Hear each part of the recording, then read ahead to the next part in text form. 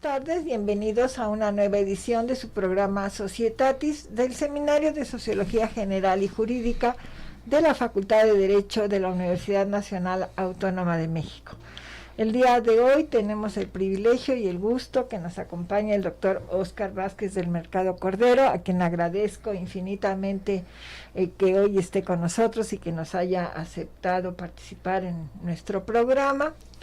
También nuestra gratitud a nuestro director, el doctor Raúl Contreras Bustamante, al secretario general, doctor Ricardo Rojas Arévalo, y al secretario técnico de los cuerpos colegiados, el doctor Israel Sandoval Jiménez. Asimismo, del canal Yus Multimedia, a Eduardo y a Rafael, y del seminario a Sara, a Carlos y a la maestra Amparo, que todos ellos hacen posible el tener este programa y este espacio de comunicación con ustedes. El doctor Óscar Vázquez del Mercado Cordero es un maestro muy querido, uno de los pilares y ya de raigambre familiar en la Facultad de Derecho.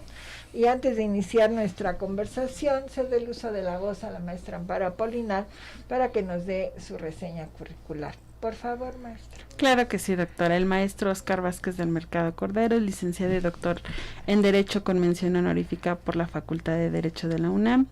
En el ámbito académico es profesor de tiempo completo en la Facultad de Derecho, en el área de Derecho Mercantil. Por supuesto, ha sido profesor en diversas instituciones nacionales e internacionales, entre las que destacan la Universidad Iberoamericana, el Instituto Nacional de Ciencias Penales, el Instituto Tecnológico Autónomo de México, la Universidad Panamericana. Es investigador nacional nivel 1 en el Sistema Nacional de Investigadores del CONACYT, vicepresidente de la Academia Mexicana de Legislación y Jurisprudencia, académico de número y coordinador de la Comisión de Derecho Mercantil del Ilustre y Nacional Colegio de Abogados de México, doctor honoris causa por la Universidad Interamericana de Morelos, autor de diversos libros, entre los que destacan Contratos Mercantiles Internacionales, Derechos del Consumidor y las Cláusulas Predispuestas, El Desafío Internacional en la Contratación Mercantil, Derecho Mercantil y Globalización, Desafío y Compromiso. Es socio fundador y director general de la firma de abogados Corporativo Vázquez del Mercado S.C., árbitro designado por la Cámara de Comercio Internacional y por la Corte Internacional de Arbitraje de Londres, y en el ámbito de la función pública ha ocupado diversos puestos como en instituciones Acerca y Zagarpa, el Aeropuerto Internacional de la Ciudad de México, Infonavit, el Banco Nacional de Obras y Servicios Públicos, la Procuraduría Federal del Consumidor y la Secretaría de Educación Pública. Bienvenido, maestro. Pues, muchísimas gracias. Pues precisamente tenemos aquí en imagen, en vivo y a todo color, esta obra magnífica que yo se las recomiendo, de afecto y de conocimiento, y que obviamente van a disfrutar y además van a aprender mucho de contratos mercantiles internacionales, y que nuestros alumnos en su trayectoria van a llegar a esta asignatura. Y entonces rápidamente, por favor, ¿verdad? Estos maestros clásicos, y tenemos que decirle lo que ustedes ya todos hemos escuchado: las facultades de Derecho tienen como base los libros de la facultad y de sus profesores, ¿no? Entonces, aquí tenemos un ejemplo importante.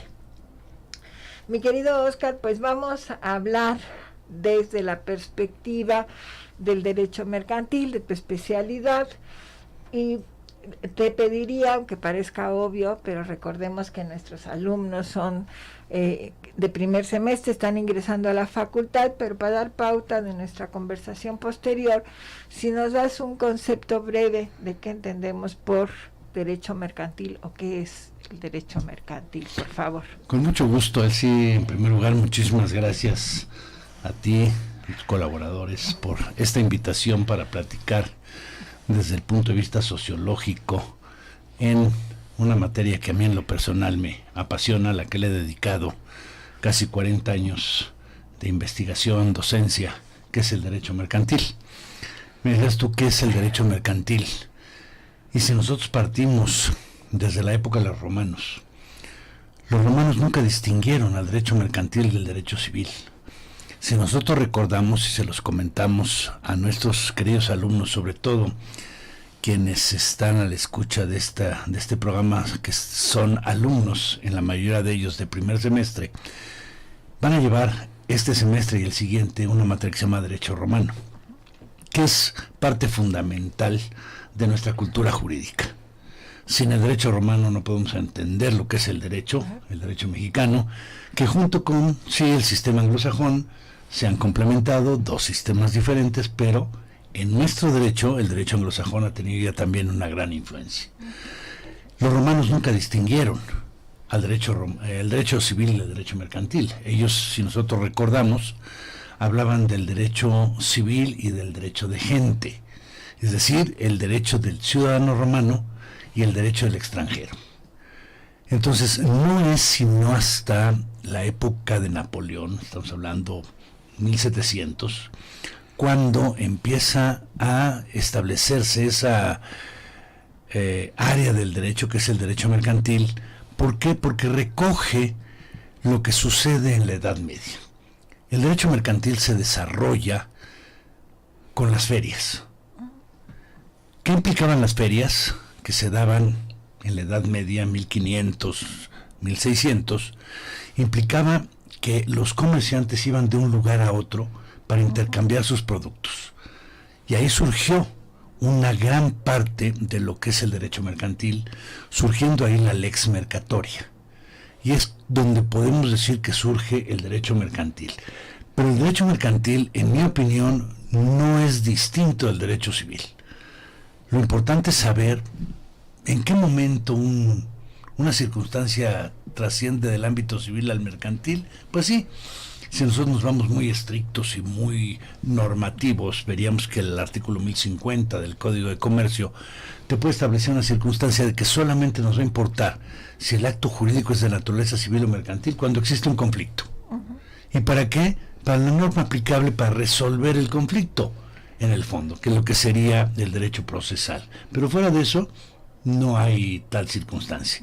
Pero un elemento que es muy importante para la materia mercantil, además de la participación del comerciante, es el lucro, la intermediación, la especulación, la transacción, la utilidad, la ganancia. Ese concepto es fundamental. Pero fuera de eso, el derecho mercantil es el derecho que es aplicable al comercio, porque inclusive no forzosamente a los comerciantes, cualquiera de nosotros, sin ser comerciante, es sujeto del derecho mercantil. Cualquiera de nosotros, nuestros radioescuchas, nuestros alumnos, en algún momento han tramitado o van a tramitar, por ejemplo, una tarjeta de crédito. Y no por eso se hacen comerciantes. Simple y sencillamente realizan un acto de comercio que es un contrato de apertura de crédito. Y al momento que utilizan una tarjeta de crédito, y antes firmábamos un documento, ahora sale el papelito con un NIP, ¿sí? Pero eso no es otra cosa que un pagaré. Y al fin y al cabo no nos hace comerciantes, pero sí sujetos del derecho mercantil. Entonces, en realidad, a mí nunca me ha gustado las definiciones, porque siempre adolecen de algún elemento. Una de las materias que yo imparto, que es títulos de crédito, definir un título de crédito, pues siempre lo hago posterior y ya al final, cuando sepan cuáles son los elementos que debe tener un papel, para trascender al ámbito cambiario, al ámbito de los títulos de crédito. Por supuesto. Así es. En este sentido, maestro, lo que usted refirió justamente en este rápido recorrido histórico respecto a los instrumentos jurídicos, es decir, hablaríamos en este caso de las leyes. En el caso del derecho mercantil, ¿existiría un en específico o se puede hacer una relación con otros? Bueno, en relación con la evolución del derecho mercantil ya como norma, yo siempre lo divido en 3 etapas. La etapa, para efectos del derecho mexicano, la etapa prehispánica, los 300 años de la dominación española y el México independiente. En la época prehispánica, cada uno de nuestros pueblos originarios tenía sus reglas de comercio. En la época de los 300 años más o menos de la dominación española, regían para nosotros las llamadas ordenanzas. Una de ellas fundamental para el derecho mexicano, que fue las ordenanzas de Bilbao, que inclusive esas ordenanzas contenían disposiciones de carácter religioso, de carácter militar, de carácter penal, de carácter civil, de carácter internacional, de carácter mercantil, ¿sí? Y esas ordenanzas se siguen aplicando en el México independiente hasta que aparece el primer Código de Comercio, Y no es sino hasta 1854, cuando apareció nuestro primer Código de Comercio, muy malo, ¿sí? Al que se le llama, a propósito, el llamado Código de Lares, porque Teodosio Lares era el secretario de Economía en esa época de Santana, y a él le encarga la redacción de este código, un código muy malo, no quiero entrar a otros conceptos, tan malo que no duró vigente ni 11 meses. No, pues ya. En 1855 se abroga el código y se vuelven a aplicar las ordenanzas de Bilbao. Y no es sino hasta 1884, cuando ya siendo presidente Porfirio Díaz, encarga el siguiente código, ya con una base más sólida, tomando en consideración al Código francés de Napoleón, al Código español de 1829 y al Código italiano. Con esos tres surge ese segundo Código de Comercio que tiene ya una vigencia de 5 años, hasta 1889. Y en 1889 sigue siendo Porfirio Díaz presidente, se emite el tercero y actual Código de Comercio. Tenemos un Código de Comercio de 133 años. 1889 publicación, 1890 inicio de vigencia, y a partir de ahí hasta 1932 es cuando del propio Código de Comercio empiezan a desmembrarse algunas áreas para poder profundizar. El código se emite bajo la Constitución del 57, pero ya en 2017 se modifica todo y había necesidad, por un lado, de adecuar la legislación mercantil ya muy específica, y por otro lado el Código de Comercio ha ido quedando corto en distintas materias. Y entonces, en 1932 se emite la Ley de Títulos y Operaciones de Crédito, 1934 la Ley de Sociedades Mercantiles, 1943 la Ley de entonces Quiebra y Suspensión de Pagos, ahora abrogada por la Ley de Concursos Mercantiles, y una serie de disposiciones que emanaron del área mercantil del Código de Comercio, como también puede ser todo el derecho financiero, y muchas normas que ya son actualmente administrativas, como puede ser la Ley de Aeropuertos, la Ley de Navegación, que consideran a los actos como actos de comercio. Entonces el derecho mercantil ha evolucionado conforme evoluciona el comercio. Y entonces, voy a poner un ejemplo. El comercio electrónico. El comercio electrónico se desarrolla en los años 70, 1970, 1980, empezó a desarrollarse. ¿Por qué? Porque empezó a desarrollarse la computadora. Y claro, la computadora viene desde los años 40 en la guerra, la Segunda Guerra Mundial. Pero entonces tenemos ya una serie de operaciones, de actos que se desarrollan electrónicamente. Y entonces tenemos que legislar en México todo lo que es el comercio electrónico. Pero no fue una invención de nosotros los mexicanos, sino que fue derivado de una ley modelo de UNCITRAL, que es una de las comisiones de Naciones Unidas, y simple y sencillamente la adecuamos al derecho mexicano. Pero esto fue en el 2003. 20 años después, lo que incorporamos en el 2003 al 2023 ha evolucionado, y todos los días evoluciona.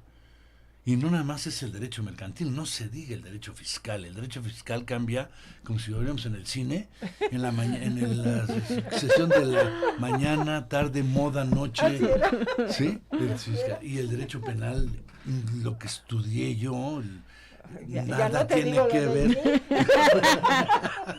No, tú eres mucho más joven. No, de ninguna manera. Pero lo que estudiamos nosotros, nada tiene que ver con lo que actualmente es el derecho mercantil, el derecho penal. El derecho internacional, no se diga, ha evolucionado totalmente. Nosotros no podemos ver al derecho mexicano ajeno al ámbito internacional.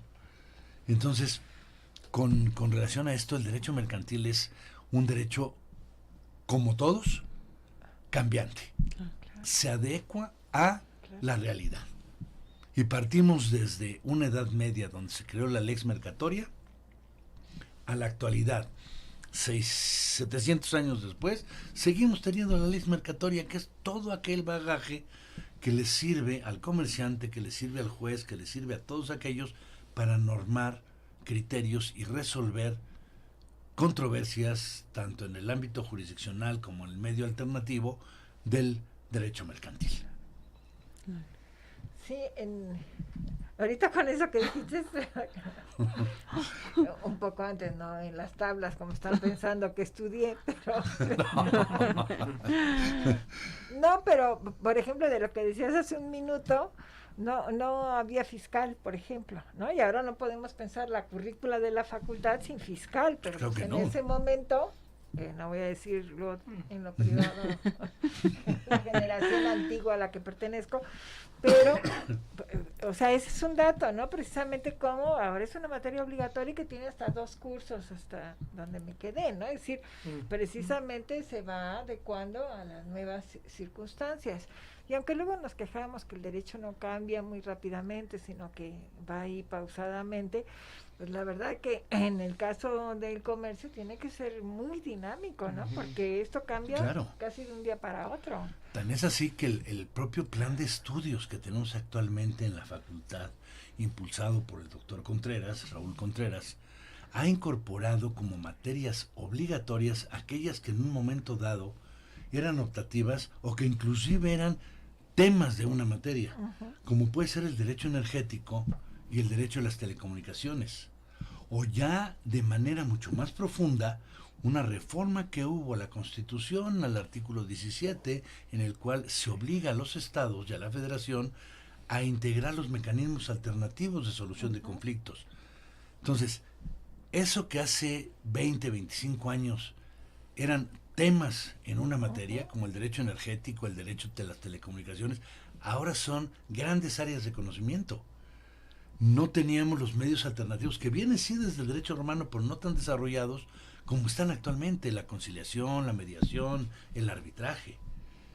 Y todas esas materias, el derecho internacional, no se diga, la relación de los migrantes, las relaciones con los menores, el propio derecho penal, ¿sí? Cómo evolucionó, cambió en la época de Francisco Villas, primero mato, después viriguo. Ahora primero hay que averiguar y después hay que... O sea, ya cambió totalmente, ¿no?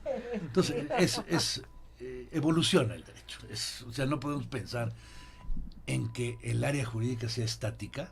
Por supuesto que no, como ninguna lo es, la medicina, la ingeniería, la contaduría, todas evolucionan con el hombre y cada uno de ellos en áreas.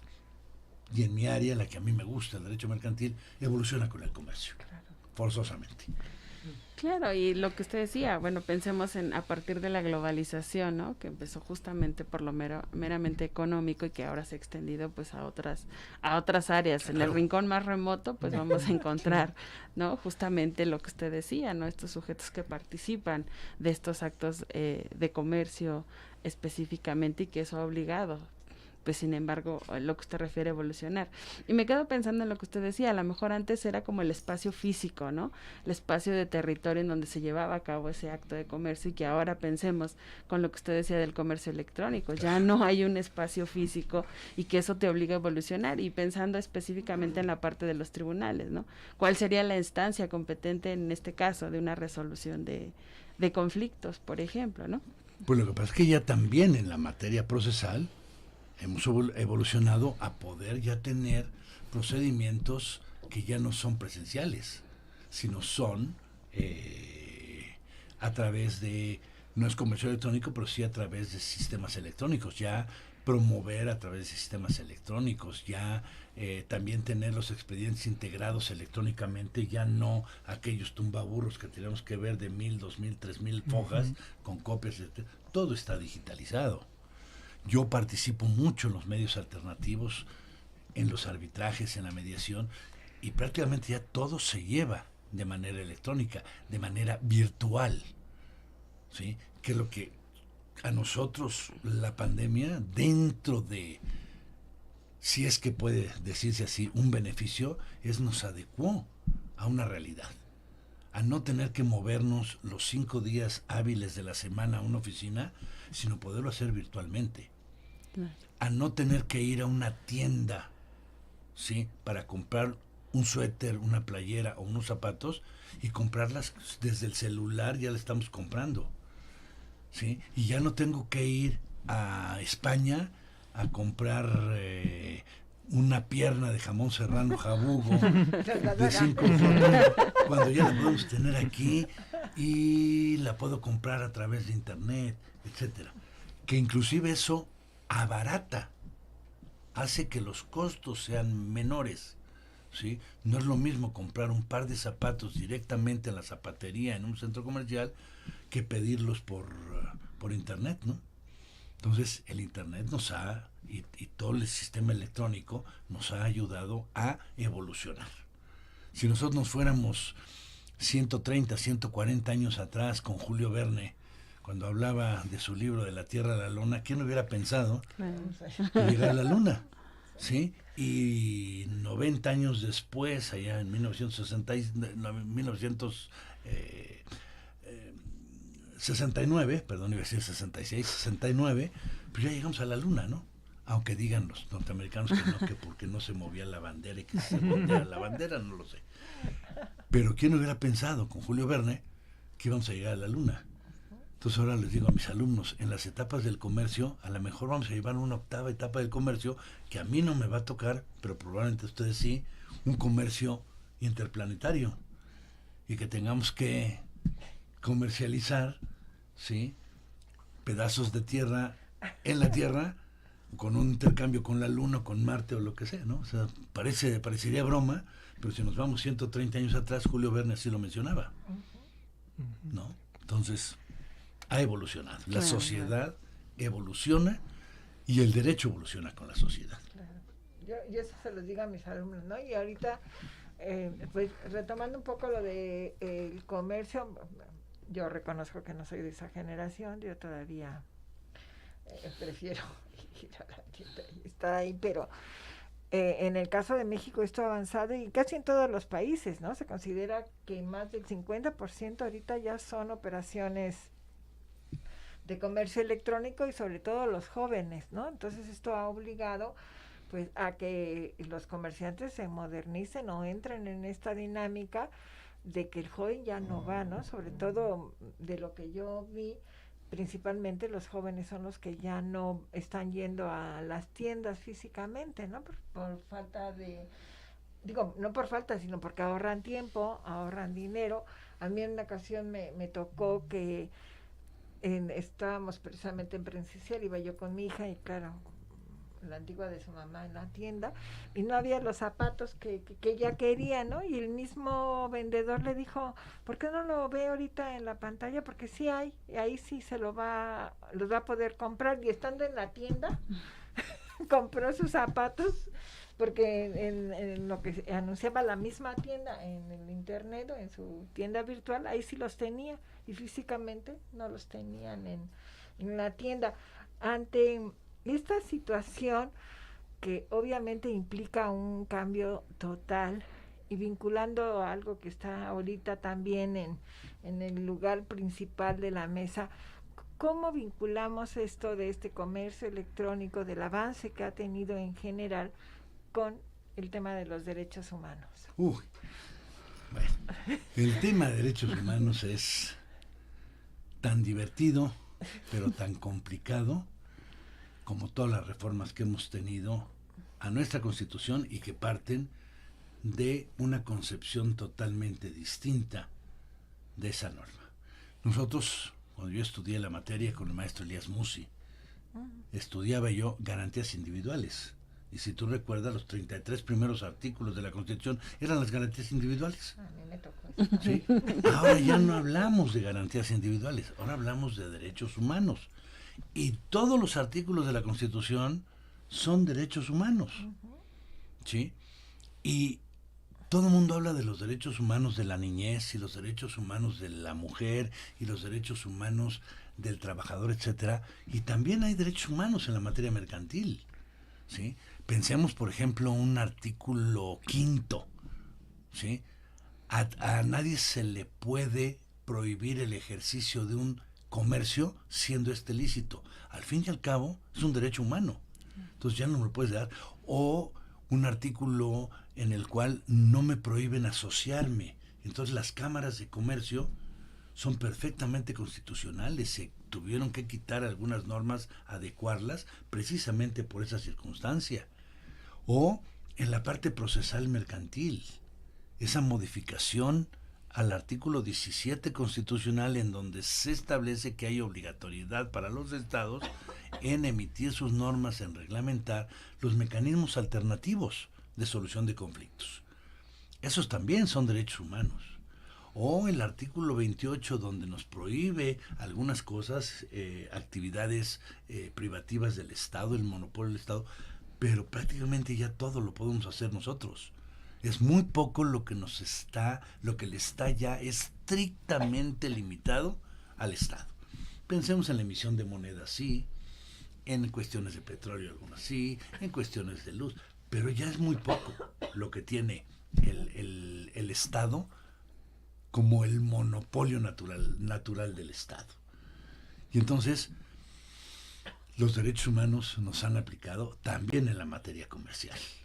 Tan es así que existen instituciones, procuradurías, todos esos puntos, para efectos de poder desarrollar el ambiente en una defensa, no nada más procesal, jurídica, sino también de derechos humanos.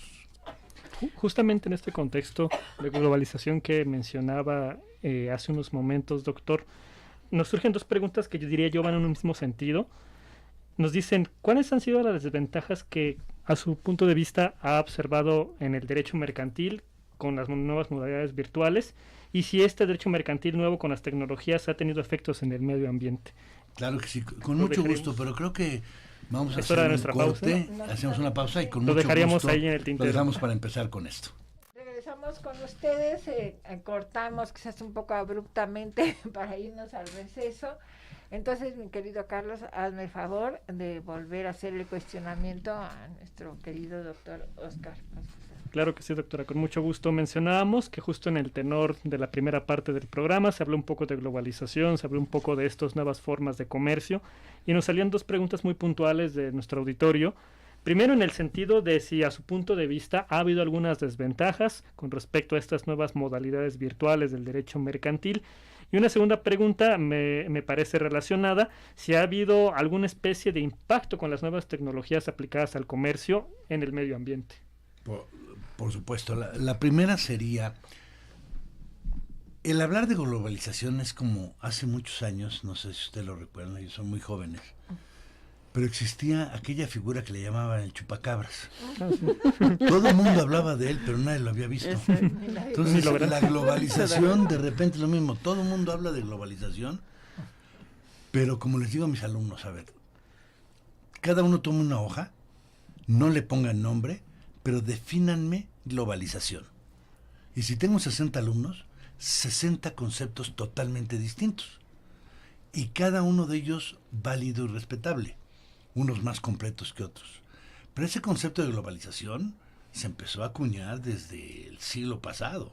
¿De acuerdo? Entonces, ¿qué implica? Ya un desarrollo mucho más allá en una sociedad en donde la globalización no es nada más el aspecto económico, sino es el aspecto ambiental, el aspecto de comunicaciones, el aspecto de seguridad social, el aspecto de derechos humanos, el aspecto de contaminación, el aspecto de ventas por internet, el aspecto de ventas presenciales, los derechos de los animales, etcétera. La globalización implica el movimiento de personas de un lugar a otro sin barreras, el movimiento de los servicios sin barreras, el movimiento de mercancías, el movimiento del dinero sin barreras. Poco a poco se van eliminando las barreras. Entonces, hablamos de etapas en el comercio, desde un libre comercio hasta una unión económica, antes una unión aduanera y hasta una unión jurídica, que los europeos se lo están logrando al tener una constitución que pueda regular, no totalmente, pero ya hay un instrumento que es común para todos. Entonces, el primer concepto, el de globalización, ha sido un desarrollo con la propia humanidad y que va mucho más allá de que la globalización se entienda como un comercio. O si lo tenemos como un comercio, es un comercio de todo. Comercio de persona, ¿por qué? Y no es que estemos traficando con personas, simple y sencillamente el comercio de un mexicano que va a trabajar a Estados Unidos porque es una mano de obra calificada, por ejemplo, los ingenieros soldadores en barcos, en buques. Los mexicanos son en primer nivel, eso. Y entonces allá hay un tráfico, y lo pongo porque es un movimiento de personas, sin tener tantos problemas de migración, etcétera. Desde ahí lo estamos viendo. Entonces, ese es un punto. Y que eso nos afecte, decía, al medio ambiente. Bueno, era una segunda pregunta de saber si las tecnologías, específicamente las tecnologías aplicadas, podrían tener algún impacto. Yo creo que sí, simple y sencillamente porque la tecnología no utiliza papel. Claro. Nada más ahí es el hecho de que se disminuye la destrucción de bosques, etcétera. Con eso podría ser una pequeña y muy rápida respuesta a si las tecnologías nos ayudan con el medio ambiente. Por supuesto que sí. El hecho de que podamos nosotros trabajar desde casa, el home office se le llama, ya no te tienes que mover de un lugar a otro, ya no hay contaminación tan fuerte como ahora. Entonces, en lugar de trabajar los 5 días y moverte de yo que vivo en la Herradura y todos los días voy a Ciudad Universitaria, pero muchos podrían ser que dieras 2 veces virtuales y 3 presenciales, que siempre también es muy agradable el contacto con el ser humano, eso de estar viendo pantallitas o nombres o cosas así que nos tocó como profesores en virtual, y yo ya no lo quiero hacer, pero evidentemente que beneficia al medio ambiente, no tengo la menor duda, con un elemento tan, yo no diría burdo, pero tan coloquial como el: si yo ya te puedo suscribir un contrato elaborado en un Word, en una computadora, y no necesito imprimirte 300 hojas que tiene ese contrato con todos sus anexos. Claro. Simplemente.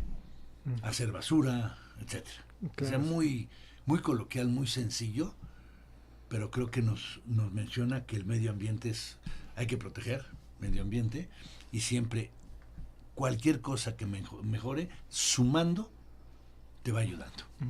Claro, y en este tenor surge otra pregunta, porque me parece que este último punto tiene que ver con mucho de las agendas que han tomado, por así decirlo, claro, empresas, en el sentido de lo eco, ¿no? El prefijo eco para que esto sea ecológico, para que esto sea de esta otra manera. Entonces, nuestro auditorio, creo, en ese sentido puede entrar esta pregunta, que nos dicen, bueno, sabiendo que a veces el campo mercantil puede no ser digamos, la cosa más pacífica, que puede haber conflictos, como en cualquier otro campo del derecho, ¿se han inmiscuido el derecho mercantil en cuestiones de justicia social y equidad? ¿Ha habido esos temas? ¿De qué manera? Totalmente. Tan es así que tenemos instituciones que nos ayudan a, llamémosle defender, pero una desigualdad. Imagínate que tú tienes un problema de tu tarjeta de crédito con un banco. HSBC, BBVA, cualquier banco tiene unos grandes jurídicos, y tú te vas a pelear con él. Hay una desigualdad, y entonces hay una institución que se llama Conducef que te ayuda a una igualdad. O no te vas a pelear con una armadora de coches si vas a la Profeco, o no te vas a pelear con todo un bagaje de en el ambiente de la medicina, como son los grandes hospitales, los grupos hospitalarios, y tienes a una Conducef, o tienes a una Procuraduría del Trabajo, la Profedet, o tienes una Procuraduría de la Defensa del Contribuyente. En todas las áreas económicas, sociales, existe estas instituciones que les podríamos llamar, y lo pongo entre comillas,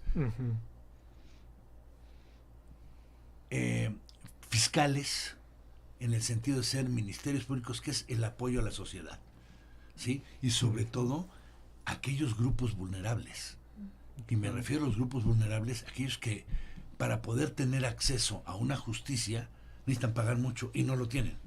Sí, claro. Entonces eso nos lleva, y estamos hablando de una justicia, ¿cuántos están en la cárcel que sin deber estar en la cárcel están por una justicia mal aplicada, porque pues no tuvieron razón?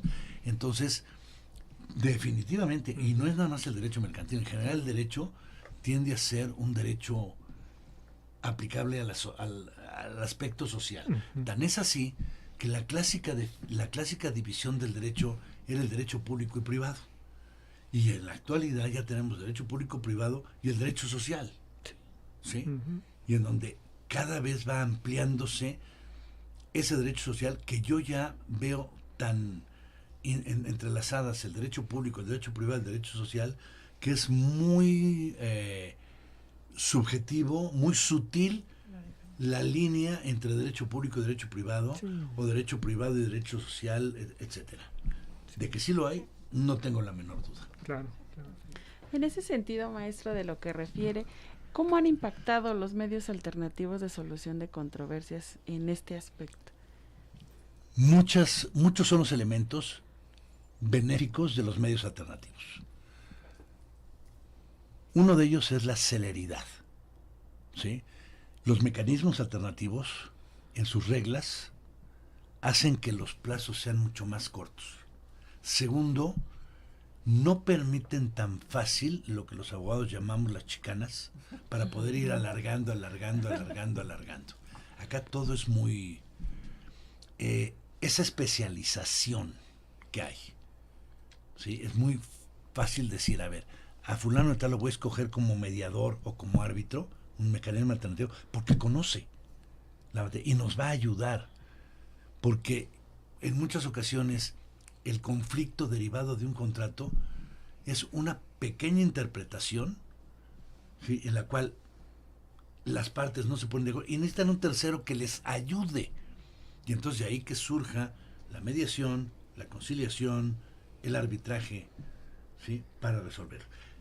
Tan se ha desarrollado que, como mencionaba hace un momento en el primer bloque, en el derecho mexicano se incorporan a la Constitución a partir de 2013, 2014, no recuerdo exactamente, un párrafo séptimo al artículo 17 constitucional, en donde se establece que los estados y la federación tendrán que realizar sus mejores esfuerzos para desarrollar los mecanismos alternativos de solución de conflictos. Tan es así que en este momento hay en el Congreso una iniciativa de una ley nacional de mecanismos alternativos de solución de conflictos. El recientemente aprobado, con una vigencia medio rara ahí, en lo que sea el Código Nacional de Procedimientos Civiles y Familiares, contempla los mecanismos alternativos. Lo que estamos viendo es que a través mediables o arbitrables sean el mayor de los problemas que se suscitan, y dejar muy pocos que no puedan ser mediables o arbitrables y que tengan que ir a un aspecto jurisdiccional. ¿Sí? Tan es así que en la materia mercantil, salvo algunas pequeñas excepciones, todo es mediable y arbitrable. Pero en una materia tan delicada como es el derecho penal, cada vez tenemos más elementos que nos permiten que en la posible comisión de un delito, el arreglo entre las partes puede ser mediable o arbitrable, cuando son delitos, por ejemplo, de la propiedad, etcétera. No vamos a poder mediar un homicidio, una violación, eso no es mediable. Pero sí es mediable un fraude. Vas a tener que pagar, pero sí puedes decir, ok, te pago tu daño más, y puede haber una mediación en ese sentido. Entonces, los mecanismos alternativos, los medios alternativos de solución de conflictos, tomaron a nivel internacional carta de naturalización en el derecho y se han ido incorporando de ser un derecho no escrito o en reglas privadas a ser reglas ya de en estricto derecho o de amigable composición, dependiendo por dónde quieras tú llevarlo, más sencillo, más estricto o más hacia la conveniencia y hacerlo mucho más rápido. Claro, y aquí con lo que usted decía me viene a la mente, ¿no? Esta parte que decía, al hacer la parte de celeridad, pues ya de alguna manera combates un mal que ya ha quejado, que es la corrupción, ¿no? Es decir, por un lado la corrupción y por otro lado lo largo que es un procedimiento. Un procedimiento tan sencillo como un arrendamiento, el pago de un arrendamiento. Te puede durar 7 años para que logres recuperar las rentas que están. ¿Por qué? porque tienes una primera instancia, una segunda instancia, un amparo y tienes chicanas, etcétera, y dentro de 7 años veré satisfecho mi daño. En cambio, esa misma circunstancia en una mediación, en 3-4 meses puedes tenerlo y hasta menos. Entonces son grandes ventajas. Los medios alternativos, a mí me encanta eso.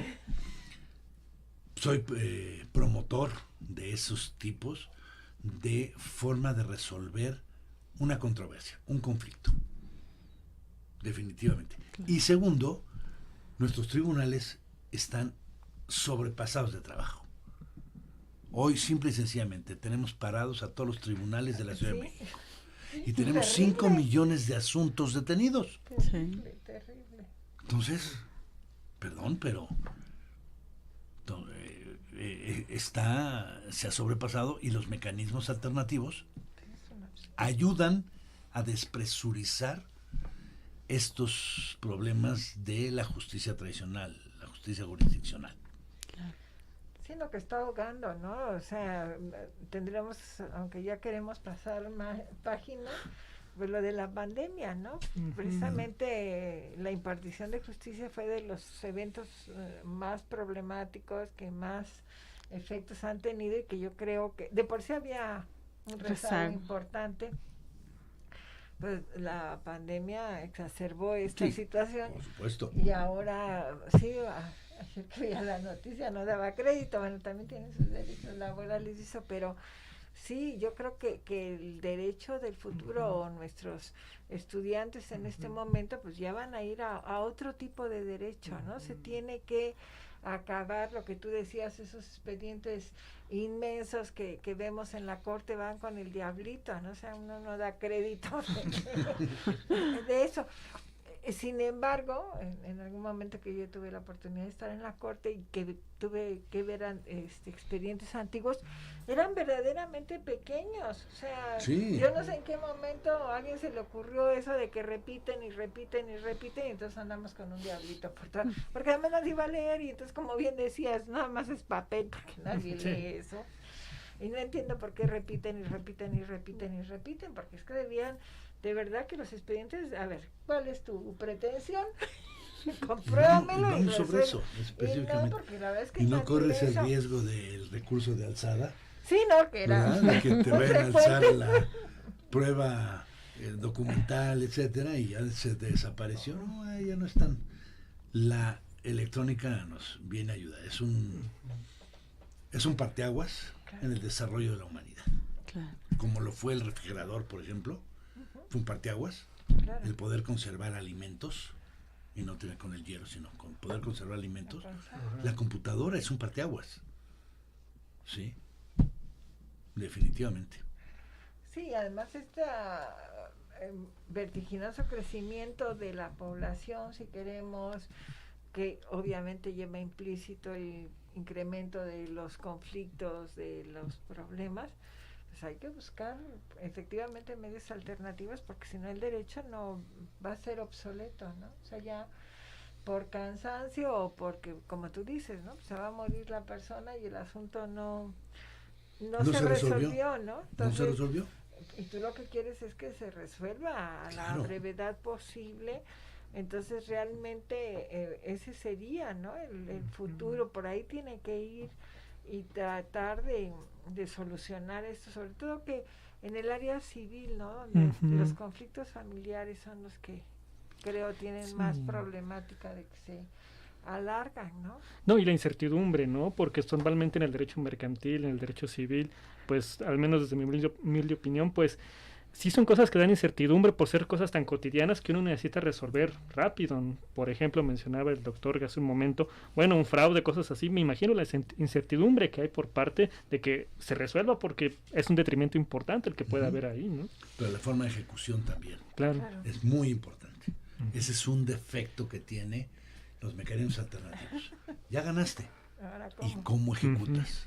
Sí, importante. Ese es uno de los puntos a resolver. Se está resolviendo, ya hay muchos elementos para resolver, convenciones, etcétera, o el apoyo jurisdiccional, no para llevar el asunto, sino para que me ayuden a ejecutar. Claro. Que ese es donde hay un un grave problema. Está el meollo, como decían con los laudos, ¿no? Ya ganaste ese laudo y ahora... Aquí está precioso el laudo y pues ahora ve homologarlo a sentencia y trata de que un juez te ayude a ejecutarlo. Pues mi querido Oscar, hemos estado encantados con el afecto de siempre, hemos aprendido, yo creo todos el día de hoy, y sobre todo pues nos has actualizado en esto, porque se piensa que el derecho precisamente siempre va como atrasado, bueno, sí va atrasado, pero sí saber que esa expectativa, ¿no? Que nuestros alumnos se están formando ya con otro criterio, ¿no? Con otras herramientas para el ejercicio de la profesión. Nosotros mismos tenemos que actualizar. Ah, por supuesto. Primero el maestro. Primero el maestro. Como decía uno de mis grandes maestros, para regañar hay que saber de qué regañas. Claro. Mil gracias, mi querido Oscar, nuevamente. Y a muchísimas gracias, Elsie, maestra. Muchísimas gracias a los tres por esta invitación. Siempre ha sido un gusto para mí, un halago poder venir a platicar sobre un tema y poderlo desarrollar coloquialmente. Sí, no. Eso es más bien que una clase dogmática dentro del salón de clase, no, hay que platicarlo así a gusto y... Mira, tratamos que nuestros alumnos empiezan a conocer cuál es el panorama que tienen enfrente, ¿no? Están iniciando su vida universitaria, su formación, entonces sí ha sido interés de nosotros que se asomen a otras áreas, ¿no? Que luego no son conocidas, casi todos vienen civil, penal, no descubre el universo que tiene el derecho. Así es que 1,000,000 de gracias, querido Oscar, fue un placer como siempre, y a quienes nos acompañaron, muchas gracias y lo esperamos la próxima semana en otra emisión de su programa Societatis. Hasta entonces, gracias.